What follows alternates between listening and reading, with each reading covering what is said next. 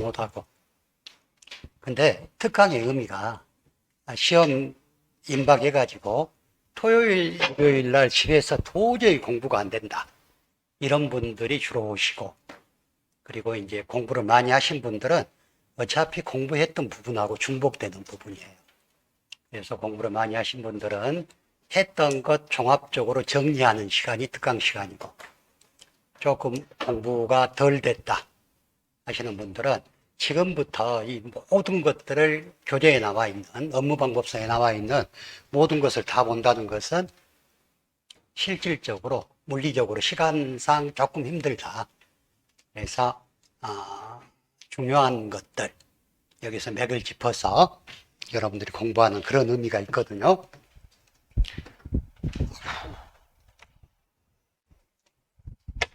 저만 덥나요? 다 덥죠? 근데 꼭 에어컨 밑에 앉는 분들은 춥다고 에어컨을 꺼달라는 분들이 계시는데, 자, 오늘부터 매주 토요일 날 오전에 4시간, 그리고 점심 드시고 오후에 3시간에서 6시간씩 정리를 하는데, 지금 여러분들 교재 보면 교재 구성이 이 앞전에 우리가 수업했던 거하고는 다르게 먼저 앞부분에 이론 나와 있고, 그 바로 뒤에 거기에 맞춰서 문제를 푸는 걸로 교재 편집을 그렇게 해놨고, 지금 교재가 약 한 120페이지 정도 되거든요. 그래서 6시간 동안 30페이지 정도씩 해 나가야지 진도가 끝날 것 같아요. 그래서 여러분들하고 공부하면서 저는 그러거든요. 우리 시험은 나오는 문제가 정해진 게 아니라 나오는 파트가 정해져 있어요. 물론 거기에서 문제가 어떻게 변형돼서 나올지는 몰라도 항상 나오는 부분에서 시험이 나옵니다. 근데 항상 나오는 부분에서 시험이 나오는 이유가, 항상 나오는 부분이 손해평가사들이 가장 많이 손해평가를 하고 있는 부분. 그래서 지금 현재 손해평가가 주로 이루어지는 게, 지금 현재 하고 있는 게 저가 후 착가수 조사. 그래서 4대 가수에 대해서는 안 빠지고 1, 2과목 합쳐서 약간 적게는 50점, 많게는 거의 합쳐서 많게는 거의 60점 정도가 나오고, 다음에 고추 부분은 현재 고추에 대해서는 매년 상당히 많은 평가사들이 투입이 돼가지고 일을 하고 있기 때문에 고추는 항상 나오고 있어요. 그리고 우리가 논작물 벼 손해평가는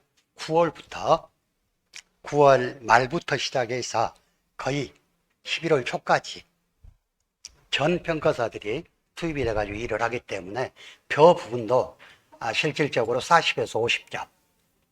그래서 여러분들이 적과전하고 벼만 어떤 문제가 나오더라도 나는 할 수 있다 그러면 벌써 100점 정도는 먹고 가는 거. 그리고 고추, 벼, 다음에 밭작물 중에서도 터치가 되는데, 밭작물은 일반적인 밭작물은 다 똑같으니까 그러진 않고, 여러분들 이 과목에서 배웠던 밭작물 중에서 병충해를 보장하는 감자라든가, 아니면 비대 추경지수가 적용되는 마늘이나 양파, 다음에 수확감소 밭작물이면서 전혀 다르게 적용되는 옥수수 같은 품목, 얘들이 번갈아 가면서 한 번씩 출제가 돼요. 다음에 가축인데, 가축은 1과목에서는 간단하게 단답형으로 묻는 문제 한 5점에서 10점이 나오고, 2과목에서는 보험 가액을 묻는 문제가 항상 출제가 됐어요. 그럼 이렇게 받으면은 다 합쳐서 120점은 되잖아. 여러분들이 공부를 할 때 지금부터는 선택과 집중이 중요하다 하는 것을 말씀드리고 수업을 시작하도록 하겠습니다. 자, 여러분들이 다 알고 계시는 부분인데 용어의 정의 보겠습니다. 일단 농작물 재해보험에서 정하는 용어인데요. 우리 농작물 재해보험은 실질적으로 지금 현재 법령에 양식 수산물까지도 손해평가서 업무로 들어와 있는데 아직까지 시행은 안 되고 있죠. 그래서 저희들이 평가해야 되는 부분들이 농업재해를 종합적으로 평가하는 것. 그래서 농업재해라는 건 농작물, 임산물, 가축 또는 농업용 시설물에 발생하는 자연재해 병충해 조수의 질병 또는 화재 등을 말하고요. 양식수산물이나 어업용 시설물에 발생하는 자연재해나 질병 또는 화재를 말한다. 그냥 알고 계시면 되고, 농업재해보험은 이런 재해로 인해서 손해가 발생했을 때 이를 보상받기 위해서 가입하는 재해보험이다. 그 다음에 보험 가입 금액하고 보험 가액은 여러분들이 구분을 할 줄 알아야 돼. 우리가 흔히 보험 가입 금액, 보험 가액 굉장히 헷갈리는데, 보험 가입 금액은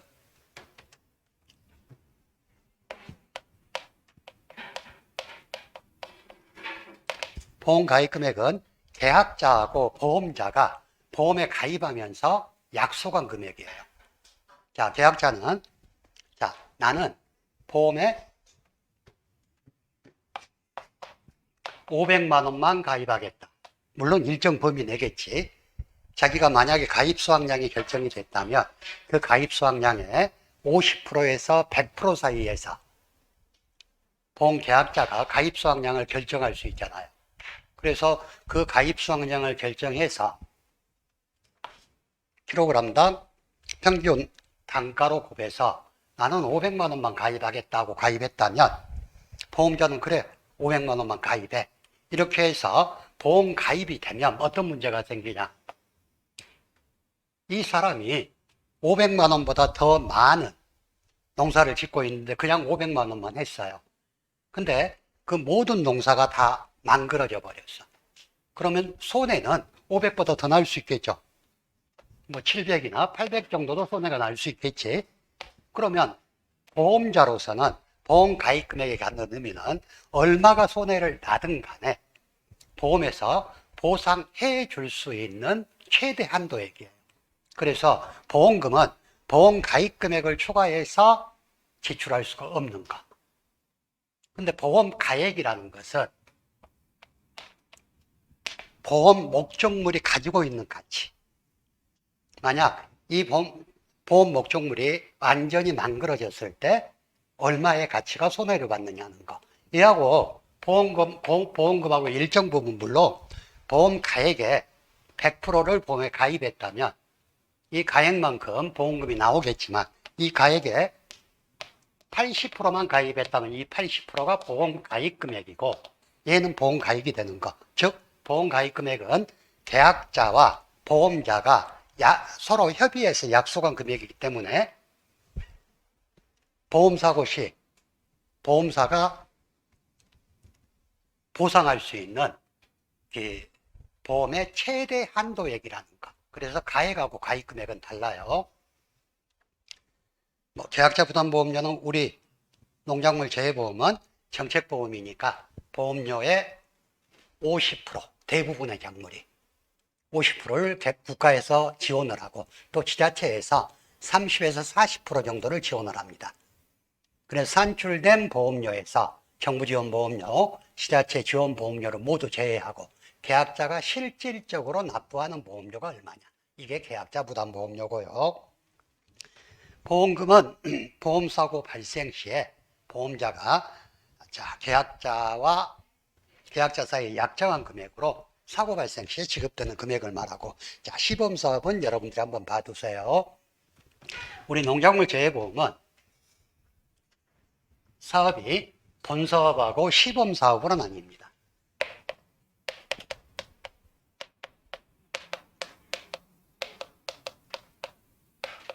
그래서 주로 본사업은 전국을 대상으로 실시가 되는 사업이 본사업이고, 시범사업은 어떤 얘를 농작물 재해보험 작물로 포함했을 때 얼마나 효용가치가 있느냐. 그리고 얘를 가지고 보험을 실시했을 때 많은 계약자들이 계약할 수 있겠는가 하는 실시 가능성 등을 검토하기 위해서 제한된 지역, 일정 부분 제한된 지역에서 먼저 사업을 해보는 것. 그래서 여러분들 교재에는 사업을 전국적으로 실시하기 전에 보험의 효용성 및 보험 실시 가능성 등을 검증하기 위해서 일정 기간 제한된 지역에서 실시하는 보험 사업이다. 제한된 지역 밑줄 쳐놓고요. 효용성이나 실시 가능성도 밑줄을 쳐놓고 가로 높이로 나올 수 있는 부분들이에요. 자, 농작물 재보험 조사 관련 용어에서 가입 금액은 아까 설명한 거, 계약자는 보험에 가입한 사람이고 피보험자는 보험사고로 인해서 손해를 입은 사람. 자, 보험증권은 계약이 성립되었다는 것을 증명하기 위해서 재보험 사업자가 계약자에게 주는 거. 자, 보험의 목적. 자, 체크 한번 해 놓으시고요. 보험 약관에 따라 보험에 가입한 목적물로 밑줄 치세요. 자, 보험증권에 기재된 농작물의 과실 또는 나무, 시설작물 재배용, 농업용 시설물, 부대시설. 얘들이 보험의 목적으로 하고 있어요. 자, 과수 품목에서는 농작물의 과실 또는 그 과수 나무가 보험의 목적이 될 거고, 자, 시설작물 재배용 농업용 시설물은 여러분들 쉽게 말해서 지나가다 보면 많이 보이는 비닐하우스 있죠. 얘가 시설작물 재배용 농업용 시설물. 그리고 부대시설은 그 농업용 시설물에 부착되어 있는 시설이 부대시설. 자, 공부하다 보면 부대시설하고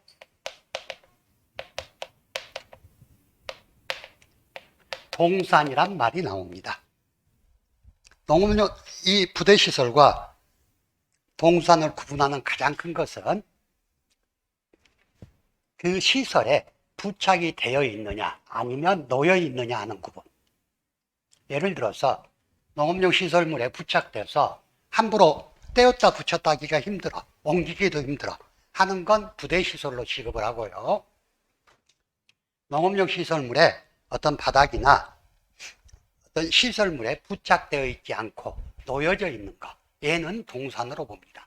그래서 보험의 목적은 농업용 시설물과 부대시설이 보험의 목적이고 동산시설은 보험의 목적이 아니다 하는 것도 알아두시고요. 자, 농지와 과수원의 개념인데, 우리가 경지 정리가 다 끝난 농 같은 경우는 이런 문제가 안 나오는데, 그러지 않고 옛날부터 자생적으로 있었던 그런 논밭을 보면 여러 필지가 농지 하나로 되어 있는 경우들이 많아요. 예를 들어서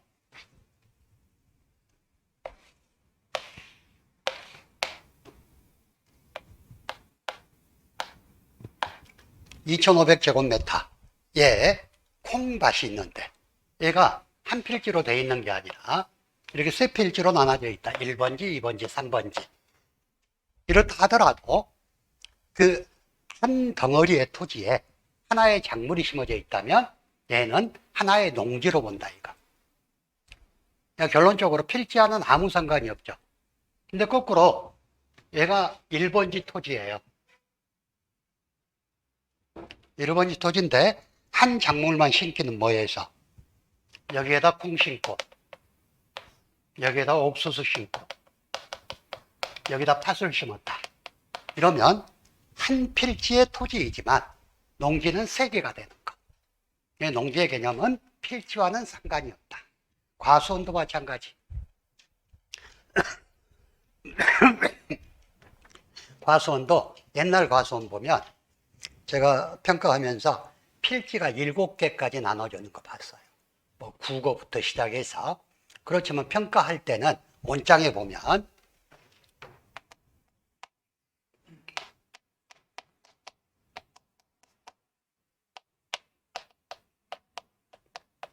농지 하나에 예를 들어서 몇 번지에 몇 개 필지하고 표기가 되거든요.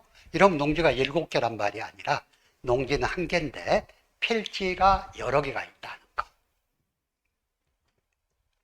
자, 다음에 농업용 시설물 체크 한번 하시고요.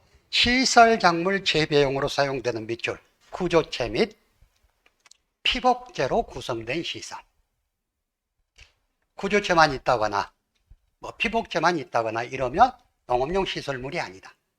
네, 여러분들 보면 농업용 시설물 중에 피복제가 걷어져 있는 게 있어요.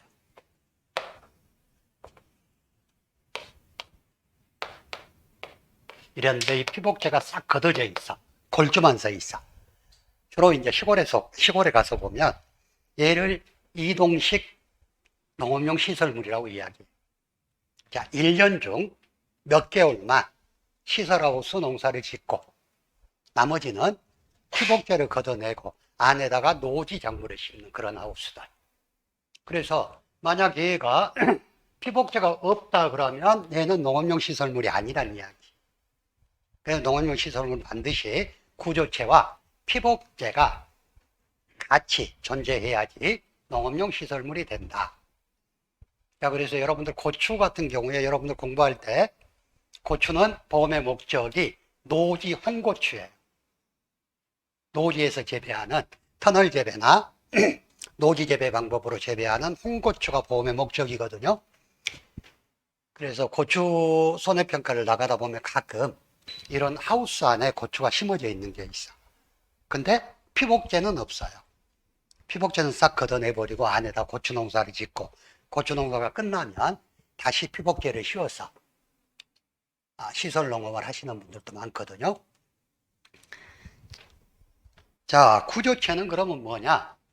여기에 어떻게 어떤 하우스의 구조적 역할을 담당하는 거, 기둥이라든가 뭐 보라든가 중방이라든가 석가래라든가 가로대라든가 이런 것들로 인해서 농업용 시설물의 구조적 역할을 담당하는 게 기고, 피복제는 그 구조체를 덮고 있는 투광성 있는 자재를 말한다.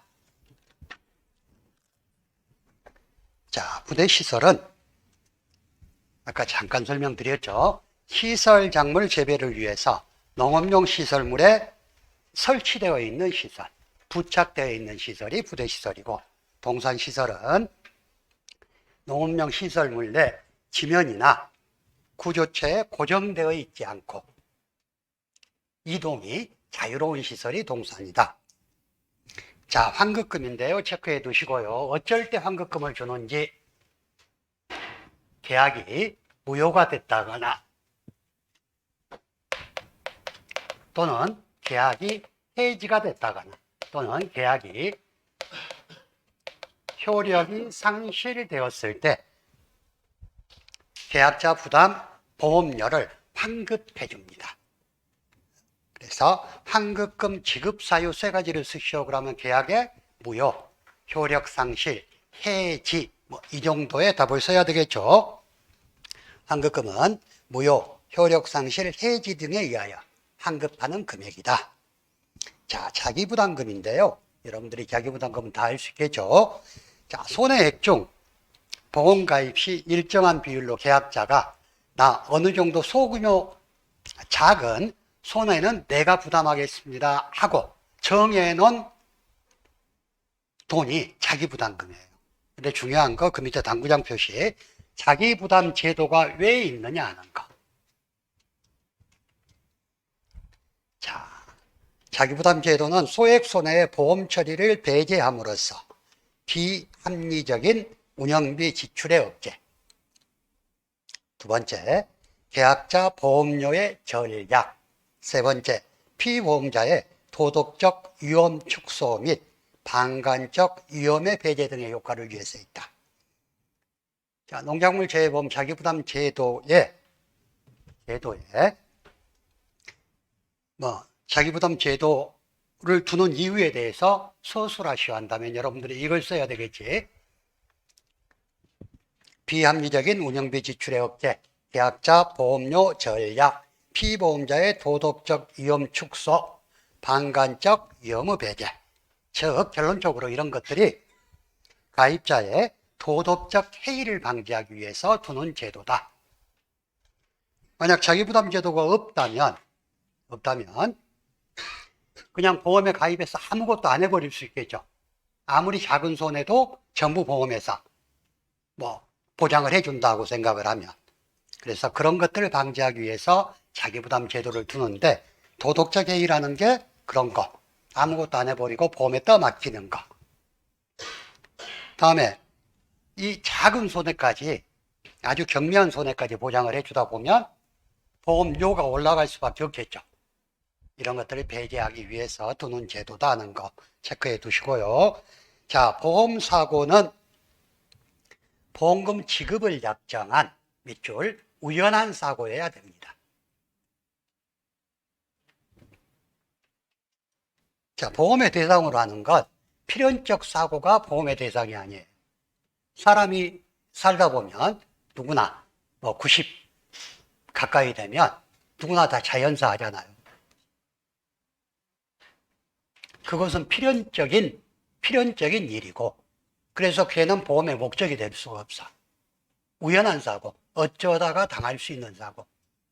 자, 농작물 재해보험에서 자연재해 조수의 화재를 보상 대상으로 하는데, 자연재해는 일어날 수도 있고 안 일어날 수도 있고, 일어나서 내 농지가 피해를 입을 수도 있고 안 입을 수도 있고, 내 콩밭에 멧돼지가 들어와서 뒹굴어 버릴 수도 있고 안 뒹굴 수도 있고, 우연하게 일어나는 사고들이 보험의 목적이 된다. 자, 우연한 사고가 포인트. 자, 식물체 피해율. 식물체 피해율은 여러분들 공부할 때 경작불능 조사에서 나와요. 그래서 고사한 식물체를 보험 가입 식물체 또는 면적, 고사한 면적을 보험 가입 면적으로 나누어서 산출된 값. 자, 경작불능 보험금 지급 사유가 뭐였죠? 식물체 피해율이 65% 이상이고 계약자가 경작불능 보험금을 신청한 경우에 경작불능 보험금이 지급됐어요. 이게 그때 사용되는 식물체 피해율. 자, 조사는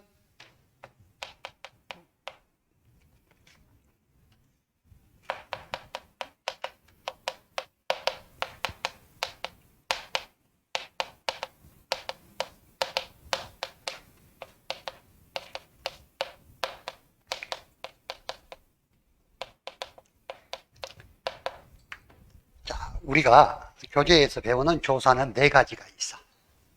표본조사, 전수조사, 재조사, 검증조사. 자, 전수조사는 해당하는 목적물 전부를 조사하는 것. 표본조사는 어떤 수확물의 특성이라든가 그 수확물을 잘 나타낼 수 있는 일부를 표본으로 추출해서 조사하는 것. 그래서 농작물 재해보험은 여러분들이 이제 평가사가 되셔가지고 현장에 나가면 거의 모든 조사가 표본조사로 이루어집니다. 그래서 여러분들이 이 과목에서 배우겠지만 표본을 잡는 방법 이런 것들 다 배우셨죠. 자, 재조사와 검증조사 구분인데요. 재조사는 조사를 받았던 사람이, 즉 계약자가 이 조사 내용에 대해서 인정을 못해. 그랬을 때 다시 하는 게 재조사. 즉 계약자가 인정을 못해서 자, 조사 내용을 통보받은 날로부터 7일 이내에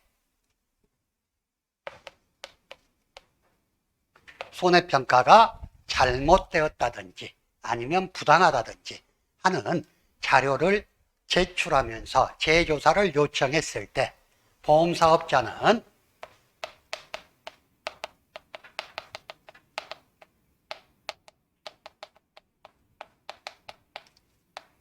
자, A라는 손해평가반이 가가지고 조사해가지고 불만이 나왔는데 또 A한테 다시 조사하라고 주진 않겠죠.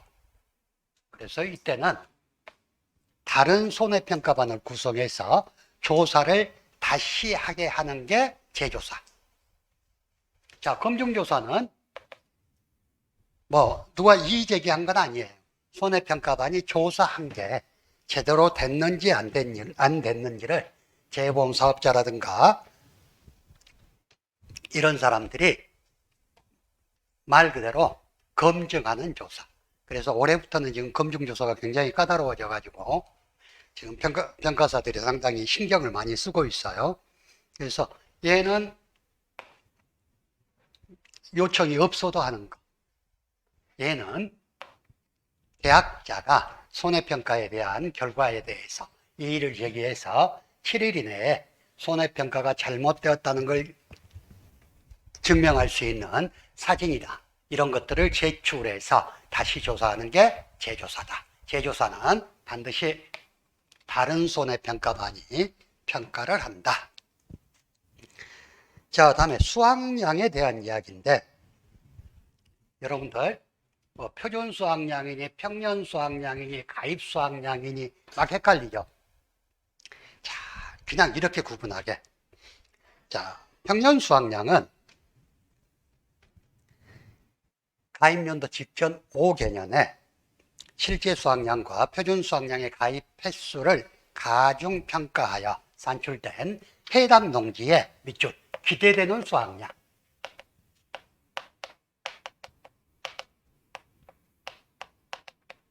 기대되는 수확량이 평년 수확량, 표준 수확량은 가입 품목의 품종이라든가 수령이라든가 재배 방식 등에 따라서 정해진 수확량.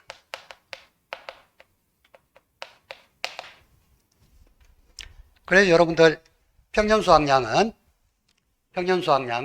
이전에 보험에 가입한 이력이 있는 농지에 대해서 여러분들이 평년 수확량을 구하는 것에 대해서 공부도 하셨죠. 표준 수확량은 얘는 우리가 공부할 게 없어. 정해서 주니까. 그래서 일단 평년 수확량은 기대되는 수확량, 표준 수확량은 정해진 수확량 하고 일단 크게 구분하시게요. 자, 다음에 평년 착과량은 과수 품목에 해당하는 건데요. 가입 수확량 산정 및 적과 종료 전 보험사고 시 감수량 산정의 기준이 된다. 자, 그리고 평년 착과수는 착과량을 가입 가중으로 나눈 거. 자, 가입 수확량은 평년 수확량의 일정 범위 내에서 보험 계약자가 결정한 수확량이다. 보통 우리가 평년 수확량의 과수사종 같은 경우는 평년 착과량의 100%를 가입 수확량으로 하는데, 그러지 않고 다른 품목들은 평년 수확량의 50에서 100% 범위 내에서 가입자가 가입 수확량을 정할 수가 있어요. 나는 평년 수확량의 80%만 할란다. 그러면 걔가 가입 수확량이 되는 거. 자, 가입 가중은 보험에 가입할 때 결정한 과실의 한 개당 평균 과실 무게. 자, 기준 착과수. 기준 착과수는 보험금 산정의 기준이 되는 거. 그래서 여러분들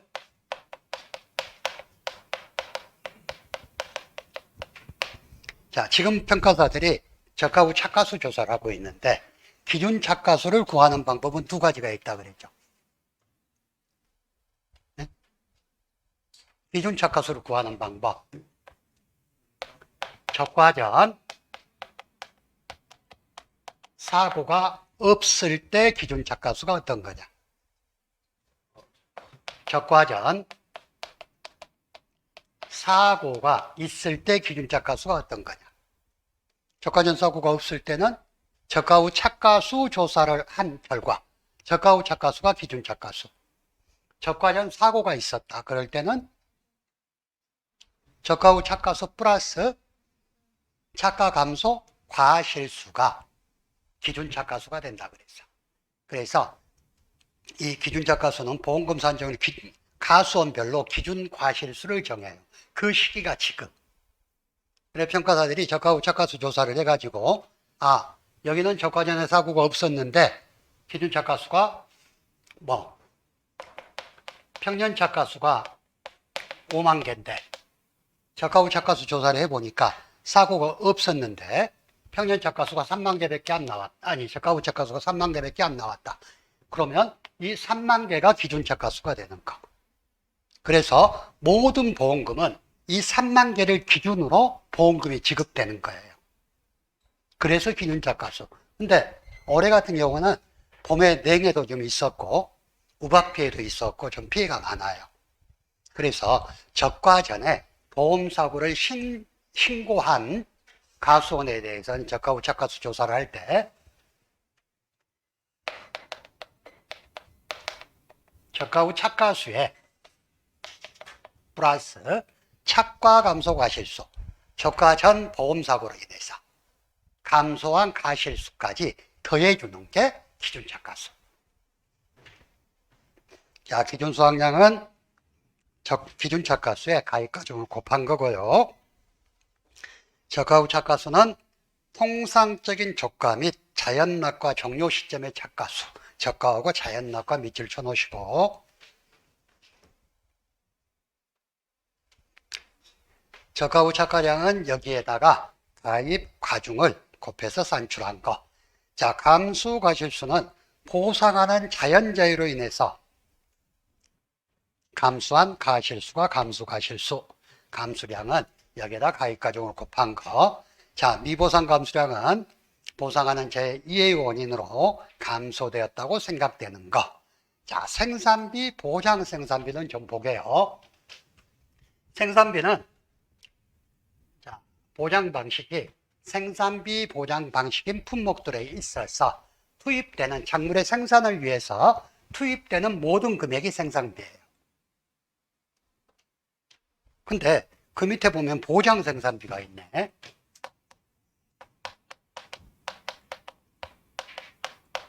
이 보장 생산비는 방금 말씀드린 생산비 중에서 보험에서 보장하는 생산비가 보장 생산비. 자, 생산비는 시기별로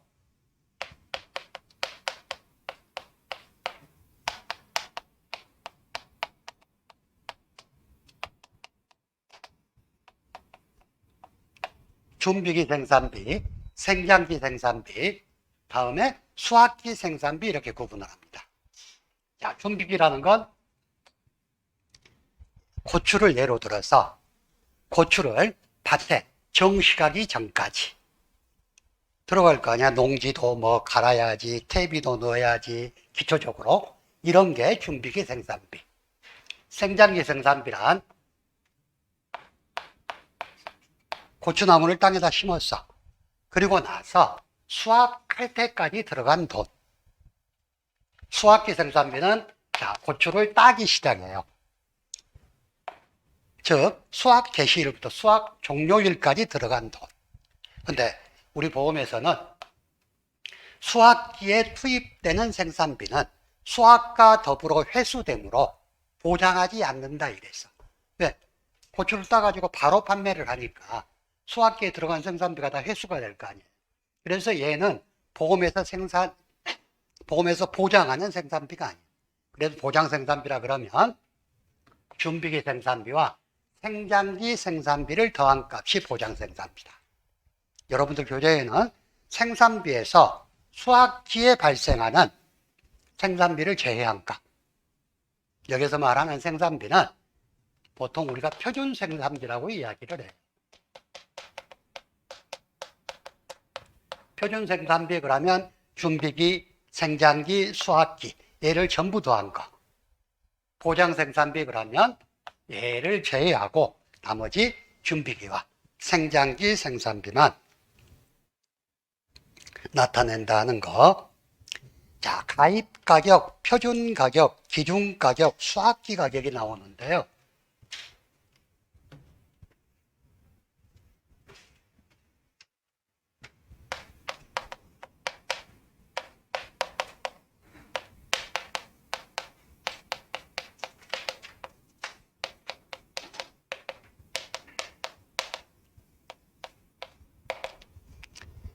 자, 가입 가격은 보험에 가입한 농작물의 킬로그램당 가격입니다. 자, 우리가 보험 가입 금액 어떻게 구했어요? 일반적인 품목들. 가입 수확량의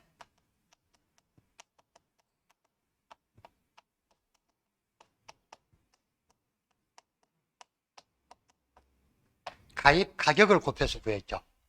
이때 가입 수확량은 킬로그램당 단위고 가입 가격은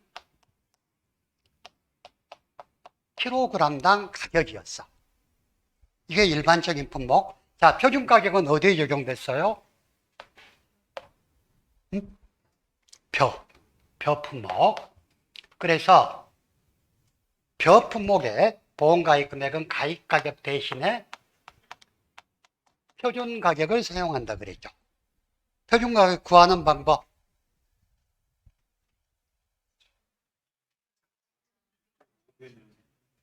네. 예. 그거 쓰라고는 안 나올 거예요. 근데 여러분들이 알고 계시라고. 자, 가입연도 직전 5개년에 농협 계약재배 RPC 평균 수매가에 민간 RPC 지수를 곱해서 산출한다 그랬죠. 얘가 작년에 15점으로 나왔어. 기준가격도 15점으로 나왔어요. 자, 기준가격은 어떤 때 적용해요? 농업 수입 보장 방식 작물에서 보험 가입 금액을 산정할 때 가입 수확량의 기준 가격을 적용한다 그랬어요. 이 기준 가격은 어떻게 정한다 그랬죠? 가입연도 직전 5개년에 올림픽 평균값 곱하기 농가 수치 비율을 곱해서 구한다 그랬어요. 근데 이제 기준 가격 구하는 건 농업 수입 보장 대상 품목이 7가지 품목인데 5가지 품목은 가입연도 포함하고 2가지 품목은 가입연도를 포함하지 않고 이런 말들이 있는데 이건 다시 설명드릴 거고, 자, 기준 가격은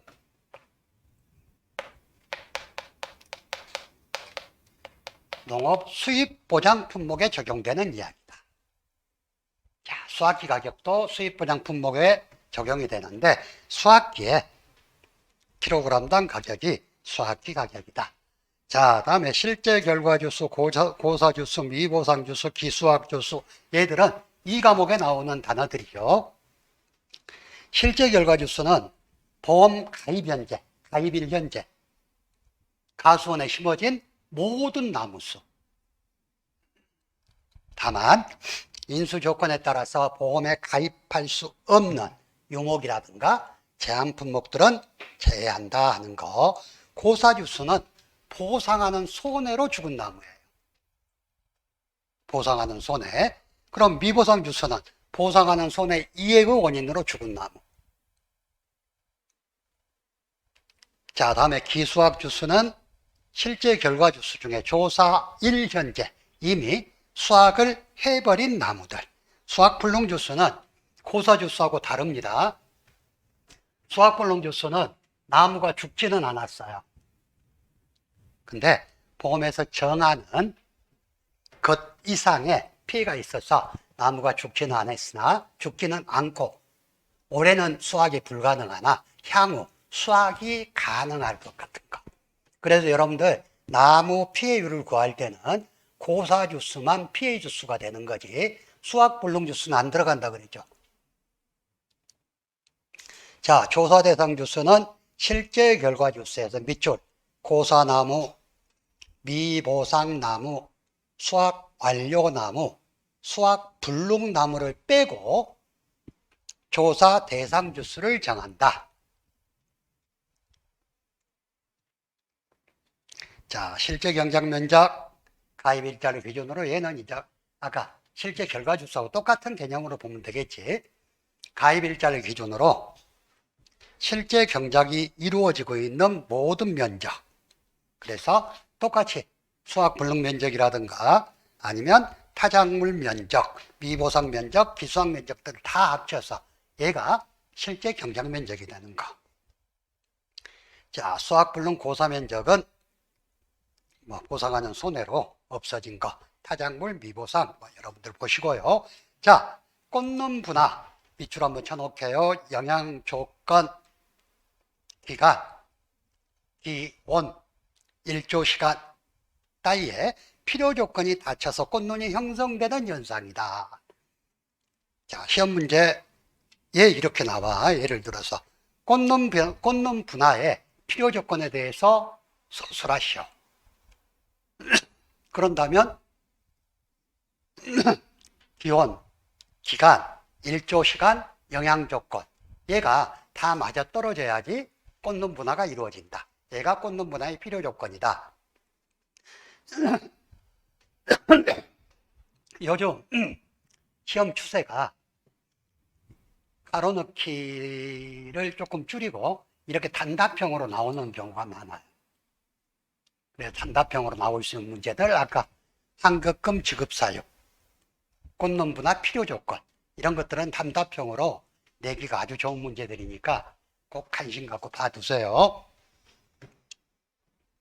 자, 꽂는 분화기 50% 정도가 진행될 때 꽂는 분화 현상이, 자, 정리해 버릴까?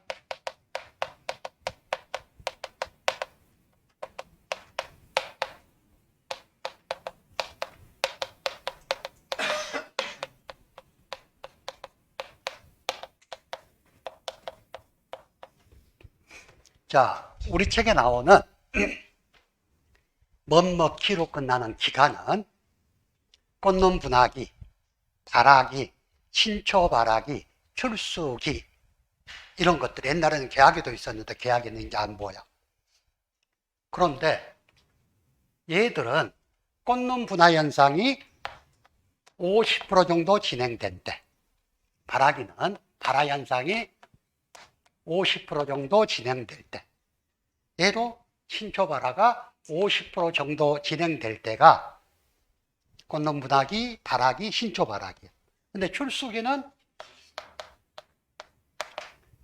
벼에 이파리가 나오는, 벼 이삭이 나오는 현상이 출수인데, 출수기는 그런 현상이 70% 정도 진행됐을 때 출수기라고 한다. 자, 낙과는 나무에서 떨어진 거, 착과는 나무에 달려있는 거. 자, 적과 체크 한번 해두시고요. 적과하는 목적이 뭐냐? 해거리를 방지하고 안정적인 수확을 위한 것이다. 알맞은 양의 과실만 남기고 나머지는 전부 따버리는 게 적과다. 자, 열과는 나무란다. 과일이 쩍쩍 갈라지는 현상. 왜?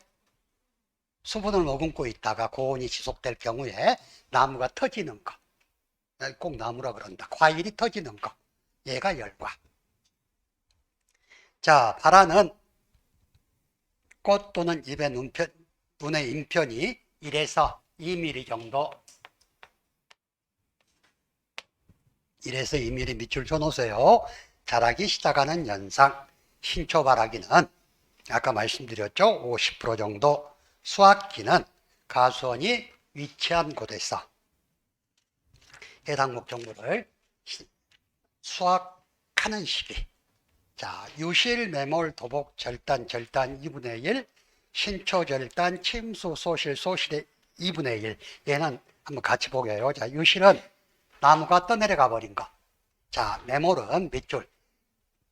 어떤 산사태 같은 게 나가지고 나무 주간부에 30% 이상이 30% 밑줄, 30% 이상이 흙에 묻힌 상태가 매몰. 도복은 나무가 완전히 눕진 않았지만 45도 이상 기울어지거나 넘어진 상태가 도복.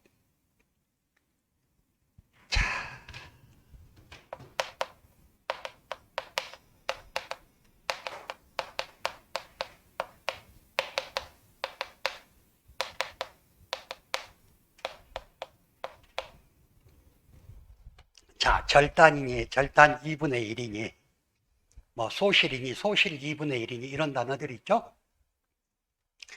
자, 절단은 어떤 사유가 됐든 간에 나무 주간부가 분리되거나 전체 주지꽃 등이 3분의 2 이상,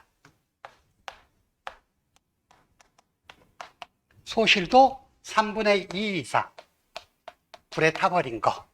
근데 2분의 1은 그 나무에 2분의 1 정도만 불에 탄 게 절단 2분의 1, 소실 2분의 1 하고 표현을 합니다.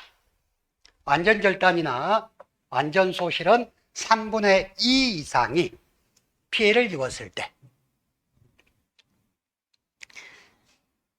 자, 다음에 신초 절단 똑같은 말. 자, 침수는 나무에 달린 과실이 물에 잠긴 상태가 침수가 될 거고, 자, 밑으로는 이양, 직파, 종실, 비대기, 출수, 출수기 이런 게 있는데, 이양은 여러분들 잘 아시죠? 모짜리에서 키운 모를 밭에다, 논에다 옮겨 심는 거. 자, 직파는 논에 들어있는 물을 빼고 거기에 씨를 뿌려서 직파하는 방법. 자, 종실비대기, 그건 체크 한번 해 두시고요. 종실비대기는 콩이나 팥작물에 적용되는 말. 종실비대기는 꼬투리 형성기예요. 꼬투리 형성기. 자꾸 전라도 말로 콩깍지라고 말을 나오는데, 실질적으로 이 합천 시험에 어떤 사람이 콩깍지라고 적어갖고 틀렸다고 점수를 못 받았어. 그래, 얘는 꼬투리 형성기. 콩꼬투리가 뭐예요? 콩 심으면 콩이나 팥이 들어가는 이 꼬투리가 나오죠. 그래서 네? 열매집. 그것도 맞는 말 같은데 그게 꼬투리. 종실비대기. 다음에 출수. 벼의 이삭이 줄기 밖으로 자란 상태. 출수기는 이삭이 70% 정도 바닥으로 나온 거. 자, 정식, 정식일, 작기는 체크 한번 해 두시고요. 작물의 생육기간으로 정식일로부터 수확 종료일까지의 기간이다. 그래서 얘는 농작물 재해보험에 보험 기간 설정할 때 사용되는 거예요. 자, 농작물 재해보험은 단기 계약이에요. 작물의 생육 주기에 맞춰서 또 해당 작물의 작기에 맞춰서 설정되는 거. 그래서 4개월, 5개월짜리도 있을 것이고, 물론 과수품목 같은 경우는 1년, 인삼도 1년 이렇게 되겠지만, 대부분의 작물은 그 작물의 해당 작기, 정식일로부터 수확할 때까지 그 기간에 맞춰서 설정되는 게 농작물 재해보험의 보험기간이다. 자, 출현은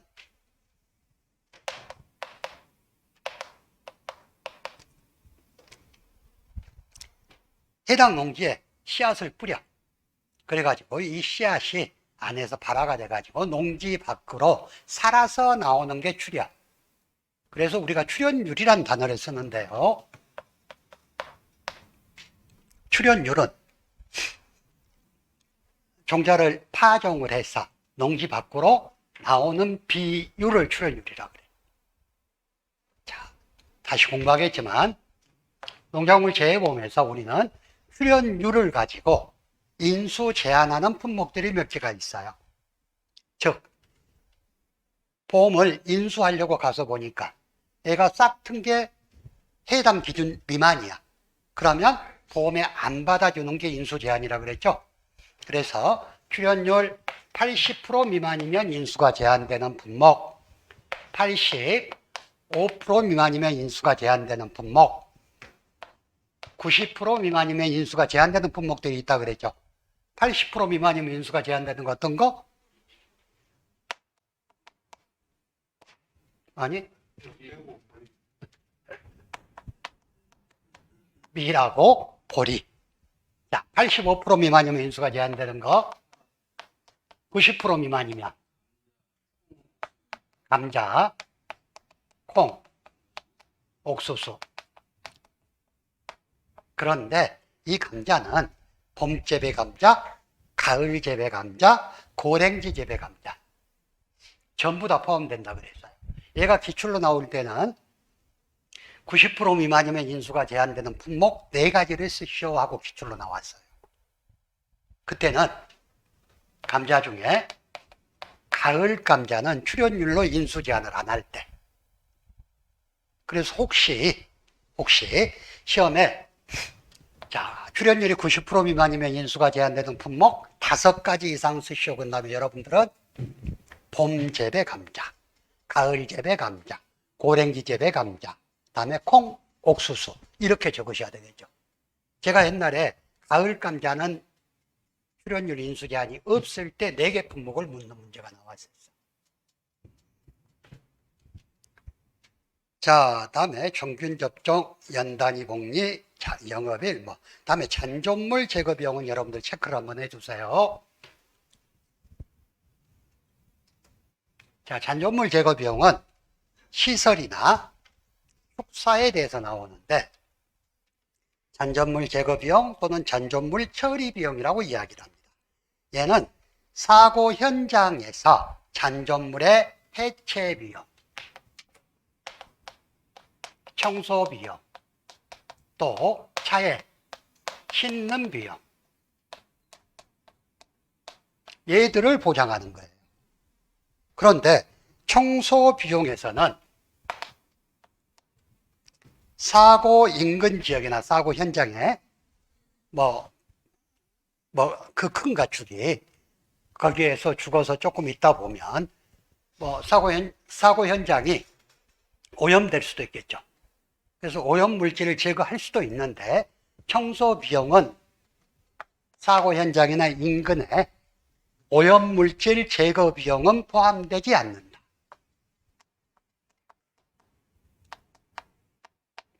그리고 차에 실은 후에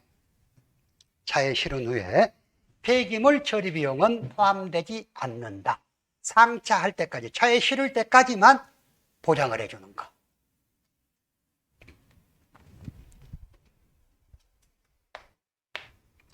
그런데 우리 가축재해보험에서는 또 그런 거 있었죠. 차에 실은 후 폐기물 처리 비용은 보장하지 않는데 적법한 시설에서 렌더링 비용은 보상한다 하는 또 규정이 있었어. 가축에 적용되는 거. 자, 손해방지 비용은 손해방지 또는 경감을 위해 지출한 비용, 대위권 보존 비용. 이 사고 원인이 계약자가 아닌 다른 제3자로 인해서 사고가 났을 때 계약자는 그 3자한테 손해배상을 받아야 되잖아요. 그랬을 때 보험회사에서 우선 손해를 보상하고 그 제3자에게 손해배상 청구를 할 수 있는 권리가 있는데 그걸 지키기 위해서 들어간 비용이 대위권 보존 비용, 잔존물 보존 비용은 잔존물을 보존하기 위해서 지출한 필요 또는 유익한 경비를 말하는데 잔존물 보존 비용은 보험자가 잔존물을 취득할 의사가 있었을 때 얘를 보장해 주는 거. 만약 보험자가 이 잔존물 필요 없다 그러는데 그걸 보존 비용을 주진 않겠죠. 자, 다음에 기타 협력 비용은 재보험 사업자의 요구에 따르기 위해서 지출한 필요 또는 유익한 비용이 기타 협력 비용입니다. 용어의 정의에서는 여러분들 지금까지 용어의 정의는 가로넣기로 시험이 많이 나왔어요. 가로넣기로. 그리고 또 그냥 물어보는 거.